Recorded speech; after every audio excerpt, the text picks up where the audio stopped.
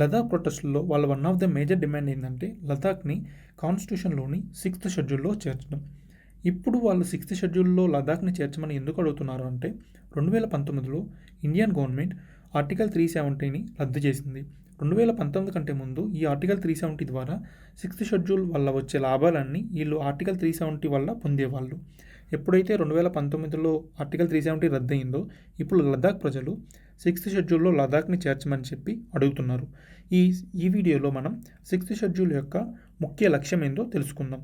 North eastern states అయిన అస్సాం, మేఘాలయ, త్రిపుర, మిజోరాంలోని గిరిజన ప్రజలు అంటే ట్రైబల్ పీపుల్కి అటానమీ మరియు సెల్ఫ్ గవర్నెన్స్ అందించడం, వాళ్ళ కల్చరల్ ఐడెంటిటీస్ మరియు ఆచార వ్యవహారాలను రక్షించడం, ల్యాండ్ మరియు న్యాచురల్ రిసోర్సెస్ పైన వారి హక్కులను రక్షించడం, అదేవిధంగా నాన్ ట్రైబల్ పీపుల్ నుండి దోపిడీని నిరోధించడం, ట్రైబల్ పీపుల్ యొక్క ఎడ్యుకేషన్, కల్చర్ అండ్ గవర్నెన్స్ ద్వారా ట్రైబల్ పీపుల్ అభివృద్ధిని ప్రోత్సహించడమే ఈ 6th షెడ్యూల్ యొక్క ముఖ్య లక్ష్యం.